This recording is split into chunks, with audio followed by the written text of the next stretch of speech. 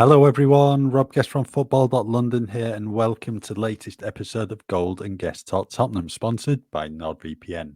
Joining me as ever, it's Alasdair Gold. Ali, you well? Yeah, I am, thank you. I hope you are too. Yeah, a little kind of bonus pre-weekend pod, just so we can kind of mop up a few little bits and pieces that are out there, and of course to discuss officially the actual signing of Archie Gray with a couple of bits and pieces that have come out since as well. And yeah, one under the on the board, as it were. Although Spurs would technically say they're third, of course. New arrival of the summer is the way they look at it, but a very exciting one still. Yeah, very much so. So Archie Gray signed officially on Tuesday morning.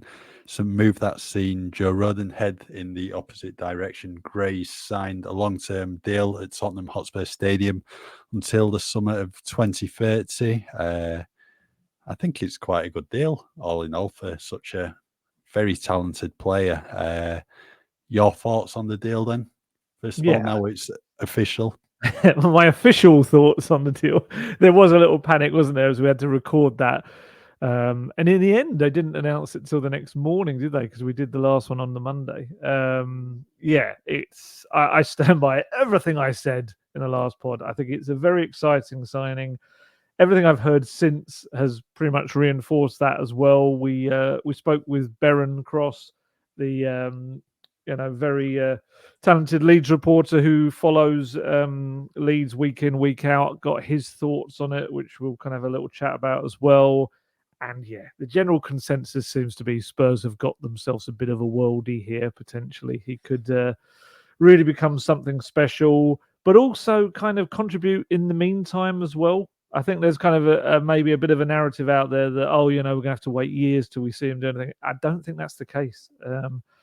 Certainly the fee, the overall package involved, 40 million, which includes just over 25 million in cost and just under 15 million, I think, Joe Rodon heading in the opposite direction.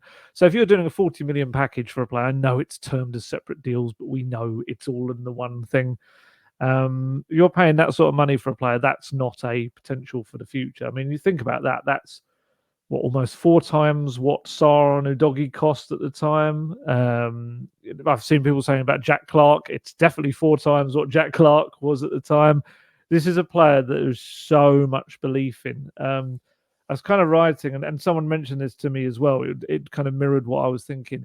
It's maybe more akin to when they signed Bale back when he was a 17-year-old, that Bale had had that full season before for Southampton and Championship, and you kind of knew he would be able to step up because of the physicality of that league into the Premier League. And I looked back, and because I was trying to remember it, I think all you remember about Bale is the fact that Spurs didn't win for an age with him in the team, and it kind of became this thing.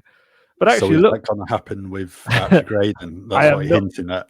I'm not making that comparison. No, my comparison is very much I think the ability to step up quite quickly. Of course, he's only going to get better and better, and that's the whole point. He's so young, but I do think he'll be able to do a job for now. And yeah, looking back, Gareth Bale, he started those early months of the season. He was actually starting quite regularly, but he got an injury that kind of wiped out a chunk of that season for him.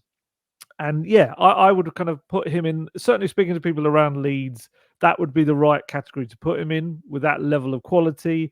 And we said it last time, and we've heard Berren actually said in the piece that when we asked him a bit of a Q&A about him, he said, I heard you on the last pod saying, you're wary of comparing to Jude Bellingham. He said, but don't worry about it. That's all we've been doing in Leeds, on the Leeds beat, all the reporters all season. That's the player we've been comparing him to. So I think we can safely say people around Leeds are comparing him to Jude Bellingham and his rise. And actually, he is one of the players he's inspired by. So yeah, I still maintain it's a very exciting signing, and it also raises questions that we'll talk about, kind of how that impacts the transfer window in terms of who they go for in certain positions as well. Yeah, I think we'll see quite a lot of him next Yeah, season. I agree. I imagine he'll get the opportunities in pre-season and catch the eye, and it might be a case of like Pat Matasar last season when he was given a shot in the starting 11 and he just remained there. He's a player who can play at right back, central midfield as well.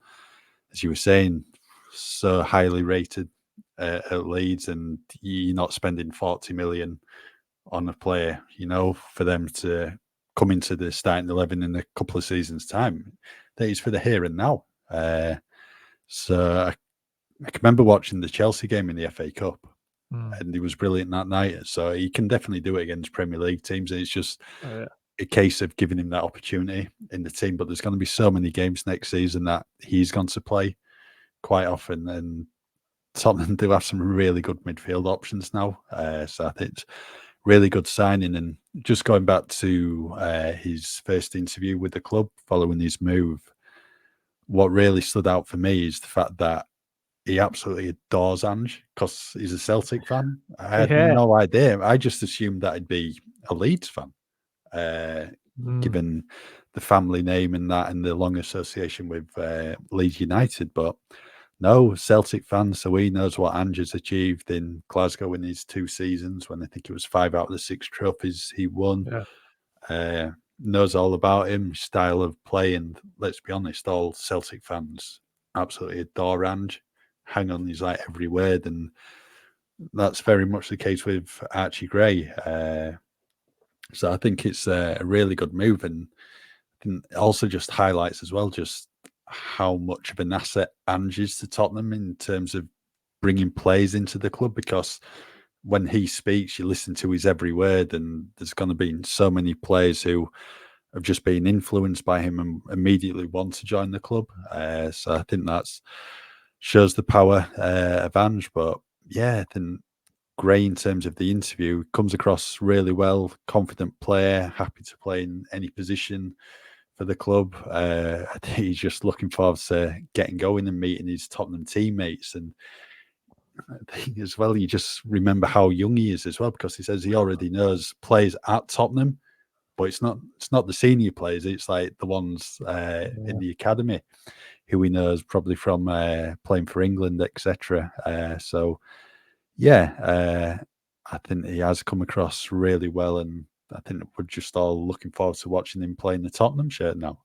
Yeah, it's funny you say how young he is. If you want to feel really old, write an article where you're trying to predict what the Spurs team will look like in 2030, as I had to do this week. And when you're looking at someone like Archie Gray, and he will just turn 24 in 2030, and you're like, oh my word, I'm so old. Don't even talk about the likes of like Mikey Moore. It's just ridiculous how young these kind of talented players are nowadays. But I was impressed by the interview. I thought he's very I think confident in speaking, definitely. I spoke to a couple of people around the club after his kind of couple of days he'd been in for, and very much the feeling was that very kind of grounded, polite young guy, exactly as you kind of hope for. No like kind of sense of an attitude or anything, and not that you're going to get, let's be honest, if you're rocking up for your first kind of day at the club, you're not going to be an idiot or anything like that. But certainly feels like someone with the talent he's got. There's certain players could get carried away with that. We've seen that over the years, but no kind of sense of that whatsoever. It's interesting because obviously I went out to Sweden in May to speak to Lucas Bergvall, and he is kind of like a little next step on. He's very polite and confident, but he's also like incredibly mature, like really outgoingly mature as well, which apparently the people at Jurgarden were telling me has only developed in the previous 12 months or so. I guess that's when the spotlight's really on you, maybe. I feel like with Archie Gray, it's more of a slightly quieter kind of inner belief in himself. But maybe he will become kind of a louder voice as well. Like I imagine Lucas Bergvall in the changing room is probably going to be quite a funny, loud character as well as time goes on. Whereas with Archie Gray, maybe seems that little bit more quiet, kind of might have to build into it. That's just me absolutely speculating. We'll soon find out. I'll hopefully get to see him in the pre-season games and the tour in the month ahead. But I thought the interview was good. I looked back and felt there was a maybe even more interesting interview he did with The Guardian in December during midway through last season.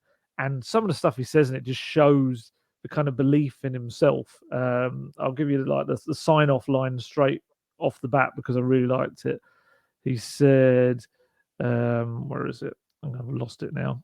He said, my childhood dream was to win the Champions League with Leeds, captain England at senior level, and win a Ballon d'Or. I'm still really young, so there's a long way to go before any of that happens, but I believe I've got the ability to do it. And it's just like, fair play. Love that. I love that confidence that he's just saying, yeah, I could get a Ballon d'Or one day. I've got the ability to. I love that. Obviously, unless he goes back, the Champions League we're hoping will be with Tottenham. And Captain England, certainly. And actually, he was also asked about playing in different positions, and he did actually say that he feels that his best position will be as a box-to-box midfielder. Some people feel like it's going to be maybe a number 6 eventually. He seems to feel it sounds more like a number 8. I guess we'll just see. It's one of those. I'm not even. I might ask Ange the question, but I know the answer from Ange will be it will be wherever he ends up. It's like you can't push him into a certain position. You can't even tell now. Who knows? He could end up being an amazing right back. You know, we see with Trent Alexander-Arnold right now. You know, it's a guy that's playing in midfield, playing at right back, playing all over the shop. So I think we're maybe moving in the modern game to players being able to play in various positions. But yeah, I thought that was a really interesting interview. And he spoke about his early kind of childhood influences were Zidane and Messi. But actually, nowadays, his inspirations are his mum, Georgina, and Jude Bellingham. His mum apparently is like super fit, does loads of marathons all the time. So she's always training every day. And so that's someone that he is constantly looking to. And Bellingham, I think just the pathway he's taken is probably what he wants to emulate. And I'm sure Spurs will absolutely hope that he manages to do that. But very, very exciting player as well. And yeah, I mean, I've got the various bits and pieces that Berren said about him as well. And he said he can be a generational talent. Again, compared him to Jude Bellingham. Where do you think, before I launch into that, where do you think he'll end up position-wise? Midfield, probably box to box, like you said, but it's one of these 18-year-olds, you just don't want to define him to a set position already. As you mentioned, he could even become a really, really good right back. This is the thing, he's just got loads of qualities, and that's only going to benefit Tottenham in the long run. Just on saying he idolised Zidane, he's quite clearly gone back to watch Zidane's footage because I think he was only born 4 months before Zidane called time on his career. I can see you typing away on your keyboard. I wondered what you were looking up. Yeah, born March 2006, and I think Zidane's last game was a World Cup final that year. Again, making me feel very old. Thanks for that.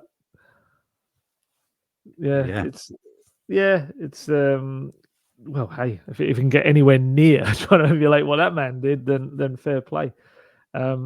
Just with the Berren stuff, the Leeds reporter, I asked him kind of what makes Archie Gray so special, and he said, you know, you've got to kind of every attribute you kind of hear about him, you've also got to set against the context that he's still only 18, and it's remarkable how composed and intelligent he is with little senior experience of the game. Just really last season with the 52 matches.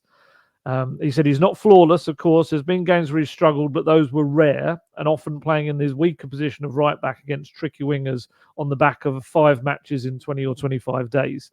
So there's kind of context to that as well, which I liked. He said he's a fighter, does not shirk challenges. He's not cowed by anyone despite his tender years and slender frame. When a boot needs putting in, he'll put it in. His control at close quarters with opponents always caught the eye too. He rarely gave the ball away and find his way out of tight spots. There's the obvious stuff he can do too, like threading a pass over long or short distances. Goals and assists didn't flow, but he did spend the majority of the year at right back, which is fair. I think he completed the most tackles in the Championship last season. I'm sure I saw that stat floating about. I asked him if he was ready for the Premier League. He said yes. He said, obviously, other than the season, just look at that FA Cup tie where he ran the game despite being up against Enzo Fernandez and Moses Caicedo. What's that, about £200 million worth of player there? 220 it is, yeah. And he was then 17 in that game as well, and he ran it against the two of them. And he said he's fearless, technical ability to do whatever Postecoglou wants him to do with the ball this season. And And actually, interesting, he said in this as well, he's very polite, humble, and popular at Leeds, so he should fit in quite nicely into the dressing room with the other players. Yeah, and then he went into the Jude Bellingham stuff as well, and mentioned that Gareth Southgate has name dropped him a few times in press conferences as one for the future. So, yeah, very exciting player, and just one of many as well.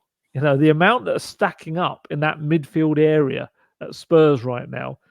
You know, we'll talk about this in a little bit, but the amount of people calling for this transfer, that transfer, and all of that, and I get it because we all want new transfers, especially us to write about. It's exciting. But my goodness, there's this bunch of very good attacking young midfielders coming through that I don't know if I'd want to put too many roadblocks in the path of them, because they've got the potential to be something sensational. Yeah, very much so. Jamie Donley, Lucas Bergvall, Alfie Devine as well, who's been at the club a fair few years now. Pat Matassar in midfield, but it's just not midfield. It's literally every position. Yeah. Spurs are actually building a really good team that could, come together and play for years to come. So you got Josh Keeley in goal as well, who made an impression at Barnet in the National League next season. You think if he's going on loan this coming season, it will be in the Football League. Pedro Porro's quite young. Archie Gray can play right back. George Abbott as well. Dragusin is 22. Van der Ven, Yep. same or 23. 23 now. Yep. Destiny Doggy. Then look at the attacking players: Mikey Moore, Will Lankshear, Brennan Johnson's only young. Even Kulusevski. Decky's not that old either. Yeah. Oh, there'll be a number of players I've forgotten to name here. So it's like Alfie Dorrington as well, Iago Santiago, Ashley Phillips. Yep. Ashley Phillips. Tottenham have a really good nucleus here for a team for years to come, but it's about giving them an opportunity in the team and making sure, they get those minutes to help the development. But things do look pretty good in terms of building a team for the future. Yeah, I mean, I think the Europa League will help. Yeah. Fingers crossed, as long as, again, though, this is the crazy thing. The amount of balance we hear, it's like on one hand, you'll hear people calling for young players to play, and the other hand, you'll hear them calling for transfers, and I'm including us in this as well. And on the other hand as well, in the Europa League, we'll say quite readily, it's about giving those youngsters minutes. And on the other hand, it'll be like, Spurs want to win trophies. We've got to win trophies. You've got to play a strong team in these competitions. And it's like this crazy need to balance all of that. But I do feel like that's a good avenue to get some of these young players some minutes later in games and experience. We saw a certain Harry Kane kind of got early minutes in European competitions. Quite a few of the Pochettino era did under previous managers kind of get little bits and pieces. Redknapp gave a few of them little moments here and there, and I think that was the Europa League as well, it would have been.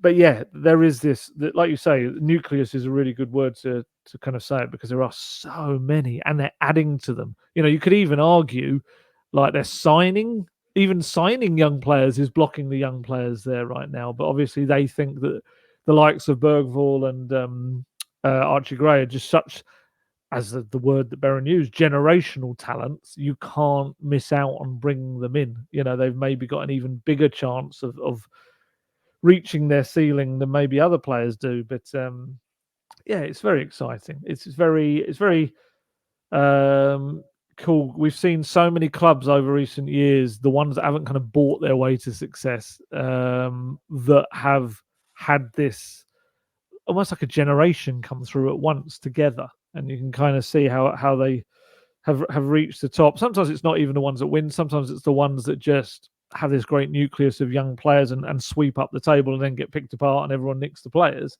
But you'd hope with Spurs are in a position where maybe that's not going to happen. It's about opportunities. It's about picking the right loans if they're not going to get minutes. There's a lot of players right now who potentially are going to head out on loan next season, and that's not a kind of admitting that they're not going to make it at Spurs. It's just ensuring that in the current kind of squad, which is a big squad right now, they've still got to get rid of a load of players this summer and still want to bring in more. We talk about like I don't know if you say Desiree Dewey, how you pronounce his name, and probably killing that. The Ren midfielder, what is he, 18, 19 years old as well? And again, if they're very interested in him, but if they were to bring him in, so I must stress, so are like Bayern, PSG, there's so many other clubs looking at him as well. But if you were to get a player like that, that's another one that comes in there into that category of the now and the future. It's a question to you, really. This summer, how do you balance that with the need for maybe bringing in experienced heads that Postecoglou has said, we want to be challenging at the top? Do you have to find a balance as well? I think so, but you've also got to remember there's quite a bit of experience already at the club. I look at Sonny. Romero's had a couple of seasons at the club now. Basuma as well. Bentancur's experience of winning major trophies at Juventus. So there's a lot there already. But I think look across North London at what Arsenal have done in recent seasons. They've been buying players for the future, but also then added that experience of bringing such as Jorginho in. I think Gabriel Jesus and Zinchenko were, key signings for them really, and just adding a bit more know-how in terms of winning games and challenging at the top of the Premier League. Declan Rice, bags of experience in the Premier League, top quality player. So yeah, I think whilst you do want to be looking at bringing these gems for the future, that you still do need a couple of experienced heads in there, just with, a bit of know-how about them, how to, get over the line and win these trophies, what Spurs want. But it's going to be really interesting what to do, because it is a balancing act, especially when you've got to comply with the rules for UEFA competition as well, in terms of non-homegrown numbers, club trained numbers, association trained numbers. But I mean, we can get onto that another day. That's like a whole podcast in itself. And you'd love it, wouldn't you? You'd love that podcast. No, it was a real headache yesterday doing it. It is really difficult. It is, like I said, it's just a balancing act. But I think, Spurs have signed a couple of young players for this forthcoming season in Bergvall and Gray. A couple of experienced heads there would certainly help out. Yeah, I think so. I think there's got to be a little bit of balance to it. I mean, let's say, I don't know, Spurs look to bring in 5, 6 signings, something like that this summer. Well, you'd imagine it's maybe going to be around that, especially that's purely because of the amount of outgoings that are going to have to take place. You can't kind of leave your squad absolutely threadbare with the amount that would probably head out the door. So, yeah, I don't think you can have all of those new signings come in and be very young players that you've got to kind of work with. I do think Postecoglou's profile is signing kind of younger players to develop. I think he likes that. And of course, that fits in with Spurs. We know that that's their ideal transfer profile. But I do think you can kind of marry that up a little bit with some older heads. And I know some people criticize the Timo Werner deal, but that's exactly what that is, isn't it? It's an experienced head. He's not perfect, absolutely. We've seen that with some of the finishing, but in terms of a lot of the data and what he does and the ability to beat a man and get that ball low into the box, and the fact that he's won a Champions League, he's got experience playing at the highest level in Europe at a couple of clubs as well. I can understand that. I can understand having that person that's been there, done it in the dressing room as well. And obviously, we know the deal was a very good one in that respect. But yeah, I think more Premier League proven or top level proven wouldn't go amiss as well. But again, we go back to the old thing I just said before, that are also blocking the path of some of those younger players as well. And some of those might think, well, is there ever going to be any pathway for me through to this team? If you sign someone, let's say even in the 25, 26, 27-year-old age bracket, who could be at the club for another 5, 6 years, it's such a balancing act. And we kind of we want more. We want that. And then it's actually, you end up with a scenario where you're just going to have unhappy people. Of course, competition is a good thing, but ultimately, especially the younger players can get disillusioned quite quickly and look elsewhere. And Spurs have lost some quite decent players over the years who have gone on to do well elsewhere. They're not alone in that. There's a lot of clubs that have done that, but it's got to be very careful on how you manage it all. Yeah. Before we discuss what's next for Tottenham in the transfer market after the signing of Archie Gray, Ali, do you want to talk to us about the benefits of using NordVPN? Of course. You'll know that Nord has been a long-time partner of the podcast and continues to be our partner on the podcast, which is great because it is something that I've used all across the world. NordVPN has helped me out many a time in many far-flung places across the world when either for work purposes or just for sitting down and watching some TV show when I want to rest and being able to watch what I do back in the UK. And that's because NordVPN is the fastest VPN in the world. It means no buffering, no lagging, and you can stream your favorite shows from anywhere in the world without your bandwidth throttling. And also now there is Saily, which is a brand new eSIM from the creators of NordVPN. It's an eSIM which provides an internet connection wherever you travel, saves you money on those roaming fees that we know all the networks like to chuck in there, and it also stops you having to use dodgy public Wi-Fi when you're out and about abroad. So, yeah, it's kind of, I must admit, when we kind of got this through about the new thing we had to talk about, I was like, do you know what? That's actually is something that I'm going to use as well. It's very helpful when you actually, you hear sometimes people doing podcasts and you hear them having to talk about stuff that are a partner of the podcast, and you think, yeah, you're never ever going to use that or anything. Whereas it's quite nice to be able to kind of promote something that's a partner of the podcast, which is something that I think we'll both use quite a lot as well. And for anyone else that wants to, if you go to nordvpn.com/gold guest, not only does our link give you 4 extra months on the 2-year plan, which is even a better deal than it used to be, but you'll also receive a Saily data voucher. And there's no risk with Nord's 30-day money-back guarantee. And in case you missed that URL, the link, it's in the podcast episode description box. Right. So what's next for Tottenham in the transfer market? There's still bags of time left in the summer transfer window, just less than 2 months till it closes for business. I think it's August the 31st this year.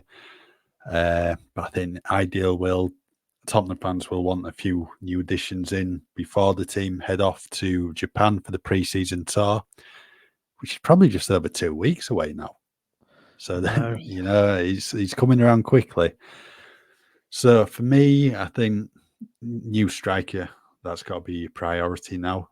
You've strengthened in midfield, added to the attack with Timo Werner, obviously rejoining the club at the end of May on a season-long loan deal this time. Ange's previously said wants another centre-back. Maybe that's something that can wait until the end of the window. I think Spurs have missed the trick not getting Lloyd Kelly, personally, just because he's left-sided centre-back, available on a free, could play at left-back as well. I just think that was one that probably should have tried to get done. But you can see the appeal of Newcastle United for him because gets to reunite with Eddie Howe and Jason Tindall following their time together at Bournemouth. Previously, I think probably looking at another number 6, maybe, if you can get a top-class number 6 midfielder. I think that's what Spurs were daily lacking next season. That could potentially help them to the next level. But yeah, for me, I think new striker's got to be priority now. Yeah, just to clarify, August 30th, because August 31st August 31st is a Saturday. So yeah, right. Okay. August 30th at 11 p.m. Transfer window shuts. Busy day that, because that's Europa League league phase draw as well, and no doubt you'll have a press conference. Yes. It's always weird that when you have a press conference here at Hotspur Way on deadline day, it hasn't happened much, maybe 2 or 3 times over the whatever it is now. I've covered Spurs. What are we up to? Almost 8 years. Yeah, about 8 years now. And it's very weird because you always think, oh, I'm sitting here where everything's going to happen. It's like, no, where the press conference area of the building is not where anyone of any first team note really comes through. It's more the academy side of the building. But you always hope that someone's accidentally going to come in the wrong entrance. It's, oh my goodness, look who it is. It's Messi. But yeah, Lloyd Kelly, I get what you're saying, but I do think the player would have had a big say in that. Bearing in mind it was a free transfer, so that's exactly probably what happened. I think regular football, he's going to get more of it there, I think, than he is at Tottenham. I don't know. Under one of his previous managers, I think. But they've got Botman and Shah, and they've no European football. Well, and I think Botman's injured. I don't know how long for. So he might start the season, but I think once Botman and Shah are both fit, then he might not start. Maybe, but he's got 3 ahead of him at Spurs. 3 like real top ones. Yeah, maybe, but well, you'll have to have a word with him. Go and ask him why he didn't pick Spurs. Too late now. He's made his choice. Yeah, exactly. You can deal with it, mate. Yeah, I think attack is next for me. The feeling whenever I've kind of asked around anyone that's dealt with Spurs so far this summer, or anyone within the club, or anyone around the club, it's kind of been that, yeah, defence is something that they'd like kind of a further additions in, but it isn't the priority for the window, which is more midfield and attack. Which, like I say, kind of makes sense. I know there's a lot of people, a lot of fans that, you see defenders out there who are terrific, like obviously Calafori's the one at the Euros that everyone's going mad about. But also, yeah, I mean, you've got Romero, Van der Ven, and Dragishin. Dragishin, everyone's going mad about the Euros. There's kind of this, people sometimes forget. I mean, watching his performance in the last game, who was that against? They lost 3-0. It's gone out of my head. Holland, of course it was. It was against Mickey Van der Ven. He was amazing. There was one cutting out of a low cross that he did. Honestly, it was like Inspector Gadget, one for the older listeners there. His leg just suddenly extended from nowhere to get it, and it could have easily gone into his own net, but the quality and technical ability to get it away was just superb. Yeah, so you've got 3 absolute top quality defenders there. You're not going to spend massive money on your 4th choice defender. I'm not saying 4th choice, but a 4th player to compete with them. You're probably not. You're going to prioritize that money elsewhere. So yeah, of course, we'd all love Spurs to sign an amazing player in that position. But like you said, Lloyd Kelly as a free agent would have been a great kind of compromise on a move like that. And I guess, yeah, it's down to the club whether at the end of the transfer window they find someone that fits that mould, a younger player. You'd imagine someone that can also play at left back is likely to be the scenario with that player. And yeah, but I think midfield and attack, I do feel like Postecoglou will want a signing or 2 at least done probably before they head off on the tour. You would imagine that's the period to get them in before the tour is quite an important, like a concentrated training camp of sorts. I know all of pre-season is kind of like that, but on the on the pre-season tour, they're away together, they bond, they become close. And we saw the start of last season, the effect that had on a lot of those players that went on that tour, the likes of Maddison and Vicario, really bedded in nicely. Of course, Van der Ven's a bit of a freak. He's like rocked up a couple of days or so before the first fixture, had about 1.5 training sessions, and then absolutely just fitted straight in. But on the whole, it's good to get them settled into the style of football as well. So yeah, I think we'll see them kind of move on a more attacking player. Whether that is a striker or whether that is a winger who can also play it in the centre as well, or a striker that can play in the wide areas. We've spoken about someone like Jonathan David before. They've obviously he's still involved with Canada at the Copa America, but he can play out wide if required as well. He's kind of a 2-box ticker, as it were. A bit of interest in him as well from other clubs too, so that's not a given. And there will be more names, I'm sure. Now we've passed that July the 1st kind of marker, I feel like everything's going to really ramp up now. Across the game, you're going to see a lot of moves, and that has the snowball effect. Højbjerg is obviously now out of the Euros, and we can kind of see what happens with him in his future. And that's probably likely to be, if they got just under 15 for Joe Rodon with a year left, probably Højbjerg you're looking for maybe upwards, maybe almost pushing 20, perhaps 15 to 20. So that's more money that can go towards someone else coming in as well. And we've got the Emerson Royale saga has got to come to an end at some point either way. Milan wanting him, but they've got to put up the cash essentially if they want him. And then do Spurs sign another right back, which they've been touted as looking at? But then you've got Archie Gray, who played probably 25 games as a right back last season. Do you now have your alternative there? You've got even someone like Troy Parrott, AZ Alkmaar really want him, but they haven't been able to agree a fee with Spurs as of this point as well. That's another little bit of money that comes in. And there'll be many more, like Brian Hill. I mean, Brian Hill, I keep kind of seeing, and not that I'm stalking him, but on social media, you keep seeing him have his holidays off and around this summer, which is all players need that little bit of rest and relaxation. But you kind of almost forget, oh yeah, of course, Brian Hill. And he is, let's be honest, he's very, very, very unlikely to be a big player for Spurs next season anyway. It's best for him and the club to head off this summer. But who does he go to? And then you've got Lo Celso, year left in his contract, obviously still at the Copa America with Argentina squeezing through. And that's the semis, isn't it? Was that a quarterfinal, wasn't it? That was the quarters, yeah. through to the semis. I think it's either Venezuela or Canada. Yeah, it's weird, isn't it? It's like an expanded kind of scope of who plays in the Copa America, yet a smaller competition because there's no round of 16 and all that sort of stuff. So yeah, Lo Celso, Jed Spence. Jenna would love to keep him. Again, can't agree a fee with Spurs.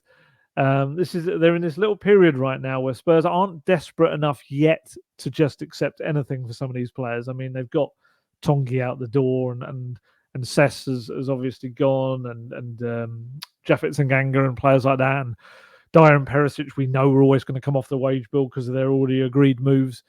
So they're not, I suppose, desperate to kind of just accept anything, but they are going to have to deal at some point, especially if they want to move on incoming ones as well and get those deals progressed, because you don't want to get stuck with a new player coming in and then being like, oh no, we've actually couldn't get rid of that other player who's in that position and now we're paying double the wages kind of thing.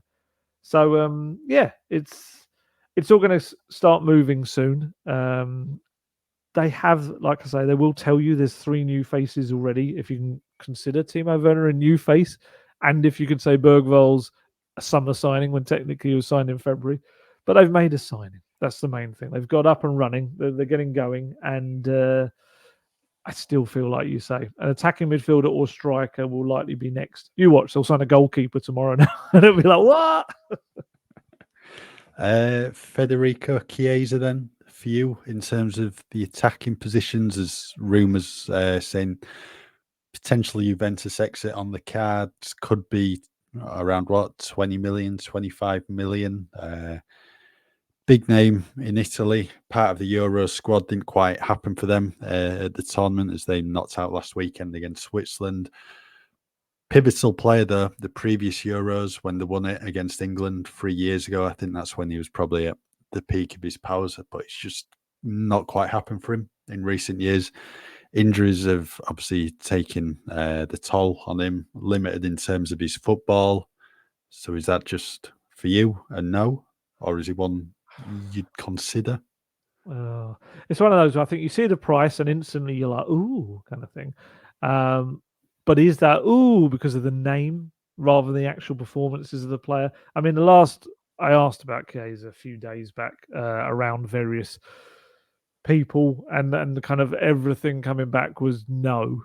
I should stress that was a few days ago before anyone Gold says no kind of thing. But I would just say, and this is not to kind of be disparaging, but look at the last 2 years of his career. Very unfortunate, of course, had the cruciate ligament injury. But there's a reason that Juventus are not kind of fighting to keep him and are happy to let him go. I look back over the time, and he still is missing here and there games through injury. And last season, other than the first 4 or 5 matches, contributed very little after that in terms of goal involvements over the whole season. There's no doubting there's talent there, but just whether he's at the same level that he was at, Cruciate is such a big. I mean, we're still to see with Rodrigo Bentancur just how close he can get to where he was before his. So yeah, personally for me, if you were asking me this 2 years ago before his injury, I would be absolutely biting your hand off. I thought he was a sensational player. Is he the same player he was? I hope for his sake he will be. But for me, I actually feel like even for that money, it's a bit of a gamble. And then you're putting a player who hasn't really had long runs of regular football. Towards the end of last season, he was playing a lot of football, but maybe, like I say, wasn't contributing a lot in the final third. But are you then chucking a player? Is that exactly what we were saying earlier? Is throwing a player like that in ahead of some of these younger players that maybe you want to see get a go, like the likes of a Mikey Moore? I know he's only 16, be turning 17 next month. But are you just blocking the path for like a potential generational talent with someone who just was a name? And again, it sounds so awful saying that, and I really hope that he comes back to be the player he was. But I just think, like I say, there's a reason that Juventus aren't fighting tooth and nail to keep him, and are kind of willing to sell him for that sort of low figure as well. I mean, how long has the contract got left? Is it a year? You'd probably think so if that's the fee being bandied about. Maybe he just needs a fresh start. And let's be honest, he's not going to be short on offers because he's a top quality player, and he's probably just a case of getting those regular minutes in the tank again, and maybe a fresh move can spark him into his previous form when he was scoring and assisting regularly. But I think there's probably better options for Spurs to look at. I think you just look at the past couple of years in terms of his injuries, and like you said, it's just a bit of a gamble, really. Yeah, is a year left in his contract, 2025. Yeah, it feels mad to say it because of how kind of his name and what it's meant over the previous years. I just kind of feel like if you're going to bring in someone in that position, there's kind of better options out there that maybe guarantee a slightly higher level. Those words may be made to look very stupid. He could end up going somewhere this summer and absolutely just a change of environment did everything for him. But yeah, we'll see with Chiesa. I don't know. I mean, especially when you're looking at someone like Doué at Rennes, who can play as a left winger, who can play in the central midfield role as well, who can play on the right flank if needed to. He's of course, he's maybe more in the potential camp, but also is playing very regularly for Rennes, week in, week out. And I guess, yeah, it's some. I can already hear the voices of people going, "Why would you pick him over Chiesa? He's a guy that did this, won the Euros, all of that." But I just wonder whether it's the same Chiesa. That's my only fear, and I'd imagine there's be a few clubs that might worry about that as well. It's a cruise ship, honestly. The amount of doubt that puts into clubs about signing a player. But yeah, we'll see. You never know. Because of the price, someone might decide, and who knows, Spurs could change tact and could go for him if the price ends up being so ridiculously low. But like I say, I'd always wonder why that price would be ridiculously low. Just in terms of outgoings then, Jamie Donley's a player who could head out the door ahead of the season. I think it's clear to see he just needs regular first-team football elsewhere. A good loan deal because it's like probably at that point where he's too good for the development squad, but maybe just needs that experience in terms to playing the first team because he's only got 3 or 4 senior appearances under his name. So far, he's been linked with Birmingham City, who have in fact, taken someone from Spurs backroom team, Nathan Gardner. He's linking up with Chris Davis at St Andrews. Look at that smooth segue. Love that. That was very nice. Yes. Probably, weirdly, he's probably most famous, Nathan Gardner, among Spurs fans because of the one time he kind of came into the headlines. And that was, you might remember, when he had a little bit of Andros Townsend had a bit of a bust up with him on the pitch in the Pochettino era, which, to be fair, Townsend since has absolutely owned up to it, apologised, was just frustrated in the moment.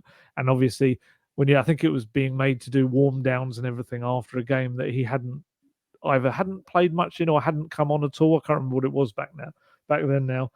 But that was when he kind of got into the limelight. And then after that, Townsend's career pretty much was done at Spurs. And that's just no fault of Nathan Gardner's, it just obviously was the wrong thing to do in the moment for Townsend.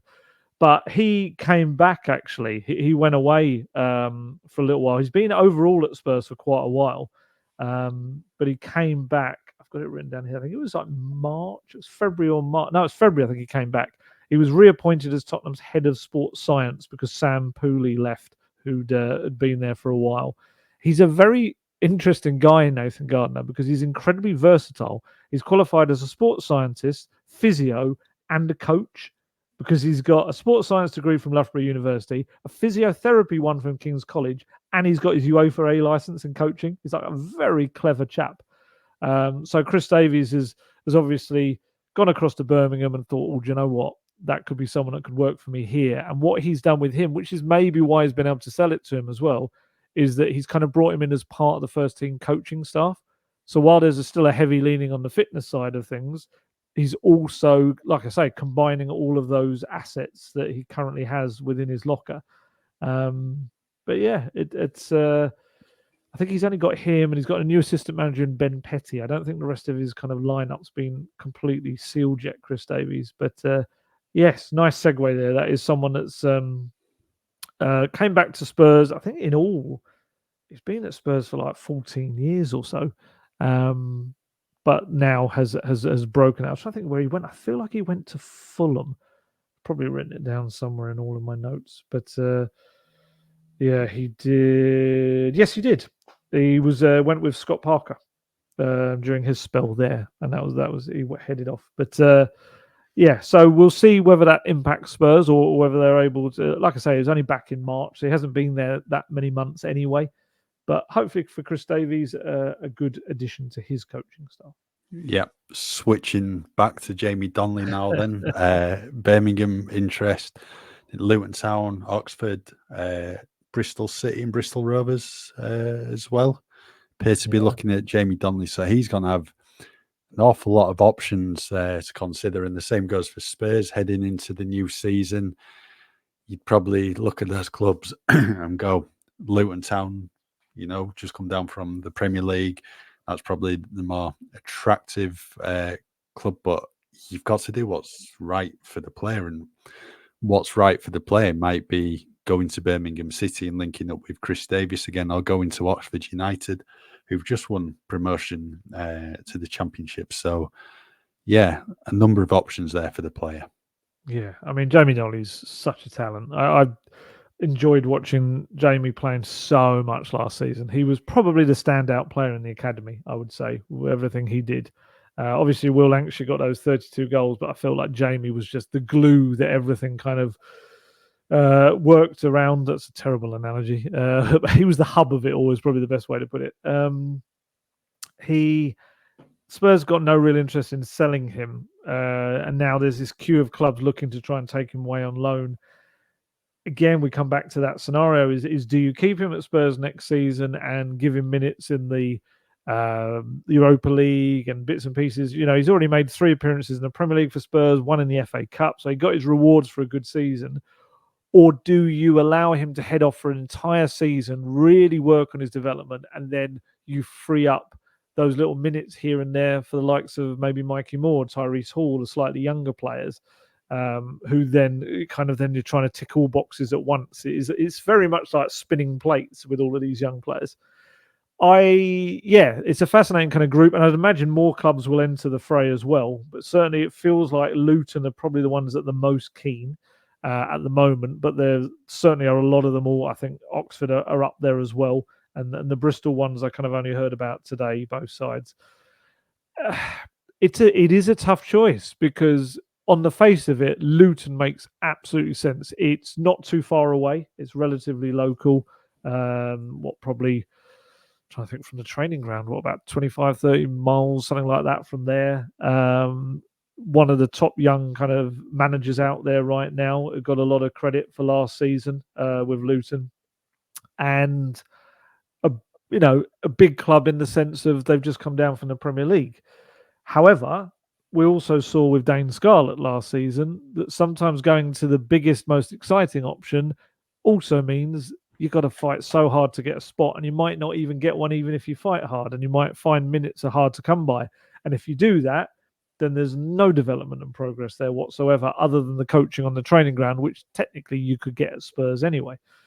So he's going to have some kind of assurances of a certain amount of football, which is difficult to give in today's game, and a lot of it is down to the player as well. But it's whether you back yourself, that's another side of it as well, or whether you just feel like it won't kind of work. I do agree. I think Chris Davies at Birmingham would be brilliant. I think having such a big club but at a lower level is kind of quite an interesting kind of paradox in a way, because I think you get huge kind of attendances each week. There's more pressure on you. You're the favourites in that League One. You're expected to win every game. That could end up being a bigger kind of more better developmental tool, perhaps. But then I suppose at Luton you're going to have the same thing. You're also going to be fighting to come back up with the likes of Leeds as well. That's a big decision to make, I think. And I guess that's down to him, his representatives, his family, and Spurs. I think Andy Scolding is mostly in charge of the loans at Spurs. It's coming up with the right one, because you get Jamie Donley's development right. I think he returns to Spurs next year, absolutely ready to be part of the first team. So it's a really key move for him. He's only 19 years old. I think he turned 19 in January. So yeah, a really pivotal little crossroads moment, I think, in his career. Yeah, another player who's been linked with a host of clubs, plenty of interest, Will Lankshear, as you just mentioned. Important decision coming up for Spurs, because we were discussing before we came on there about the European squad numbers, and might be a case for Spurs to keep Lankshear for one more year to make sure he's got the 3 years at the club to then make sure he can go on to the under-21 list. Is that right? Yes. It's one of those where you and I tie ourselves up in knots looking at these. We think he has to do a third year, and there's some of the people within Spurs have told me that as well. I'm trying to get a final confirmation of that, because I think that's more the European side of things. I think for the Premier League, there's some suggestions that you can head away on loan. We've seen that with Saliba, as long as you're registered as well. It didn't work for Pat Matasar because Saliba is an EU national. It's a whole separate sub clause about eligibility to work in the UK, whereas Pat Matasar is Senegal, obviously, and that doesn't fall into the EU Union. We know that because it's nowhere near. But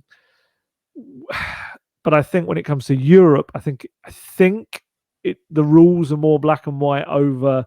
I don't think loans can be included, but I'm still trying to get 100% confirmation on that. And if that's the case, then yeah, he'll probably need to remain he will need to remain at Spurs for this third year, and try and push his claims and get some Europa League football as well.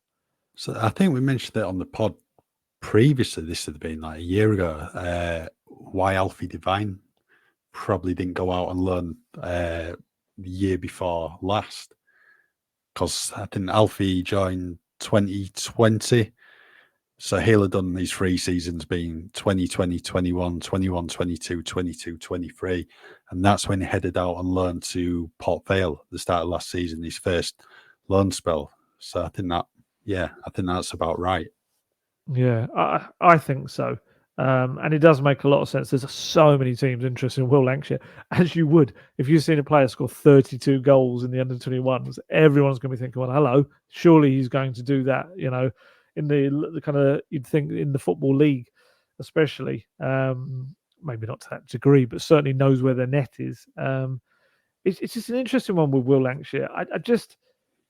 I think Ange likes him, but I don't think to the degree that he's really fully got him involved in anything yet. I mean, he hasn't really been in and around the squads yet, as a lot of the other young players have. I think he just needs maybe that. I know he's not going to get it this season.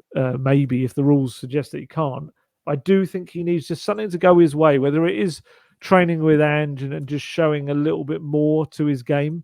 I know it sounds ridiculous, but obviously as a striker in the Premier League, there's more than just the goals, and there's more you've got to have to do, especially with the physical side of the game. But I feel he's got so much about his game that's a real positive and a quality. I think, he's just got to do something more to really catch Ange's eye. There's a lot of hope for him within the academy as well.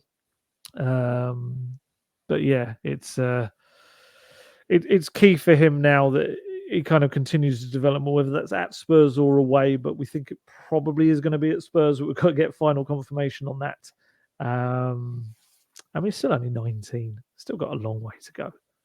Yeah, someone else who's been linked with a move recently, Mikey Moore. I think both Manchester clubs have been, mentioned in regards to the young Tottenham player, Borussia Dortmund as well. What's going to make it quite interesting, because he's only 16, and possibility there for those clubs to nip in and try get him before he sign his pro contract at the club. Yeah, it's such a ridiculous way it kind of works at that level. Dortmund are the one that I keep hearing. That they're very, very interested. As we know what they like. They like to. They've got a very good scouting network for young players, and English players obviously have a history of taking them over there as well. Yeah, but there's this ridiculous kind of thing where we know that last summer, Mikey agreed on a deal for a pro deal that would kick in. Well, he has to still sign it next month when he turns 17. I think it's August the 11th. However, despite the fact he's agreed that, he hasn't officially signed it, as he cannot until he is 17. So in that awkward little interim period, other clubs can snatch away players like that.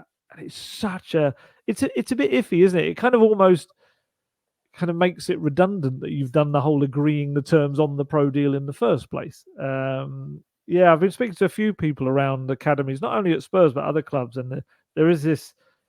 It's just this accepted helplessness that you do have. It's a very strange situation when it comes to those. So with Mikey, everything that I kind of hear is that he is happy at Spurs. He's obviously, they have fast tracked him. Of course they have. I mean, how many times at Spurs have we seen a 16-year-old getting 2 Premier League appearances towards the end of the season and being involved in training for the last, 2-3 months of the season? And he would have been earlier had he not got a couple of injuries in the season. So I don't think you can accuse Spurs of not really pushing on his development and involvement in the first team at all. But I guess in the next month, it's going to be still a bit of a Spurs are going to have to show that. They're going to have to show what the plan is the next season for him, and how many minutes he is likely to get in the Europa League and potentially in the Premier League and the domestic cups. Because, from what we understand, Mikey had a lot of interest last summer from all of the big clubs across the Premier League and Europe, and turned it down to stay at Spurs, when I'm sure, let's be honest, we know the way the academy game works. I'm sure a lot of those clubs were offering him ridiculous riches for the future, for that 17-year-old first pro contract. But he decided at that point to stay at Spurs. So hopefully there's that that remains. But this next month will be a little bit of, and I'm sure Postecoglou never will want to kind of be in that position, but he is going to have to show Mikey Moore that he's going to be, despite the fact that he's only 16, turning 17 next month, a major part of the plans going forward. That is unfortunately the game when other people can steal in there. And this is why when we talk about the likes of Chiesa and all that, you can kind of say quite easy, Chiesa's for the now, Mikey Moore's for the future, but you could end up losing your future player by road blocking that path with so many kind of new signings. You even look at like Lucas Bergvall. Lucas Bergvall can play out wide. Mikey's probably positions, he plays a lot on the left wing. He can play behind the striker. He can play as a number 8 as well if required. And you look at someone like Lucas Bergvall, comes in, a couple of years older, plays all of those positions as well. So they're already starting to load up in that pathway. And I think that's the key, is ensuring Mikey remains happy, and also not giving anyone, I guess, around him as representatives or anything, any feeling that he could get more game time and a better development pathway elsewhere with everyone lining up for him.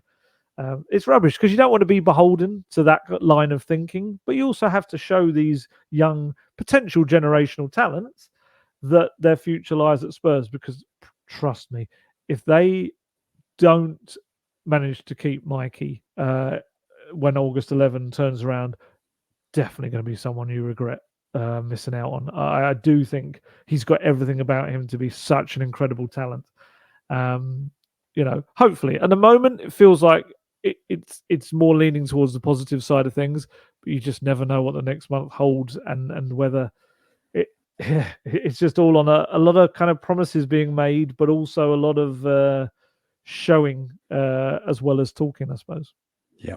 One final thing before we call it a day on today's podcast. Christian Romero, not part of Javier Mascherano's Argentina squad for the Olympics.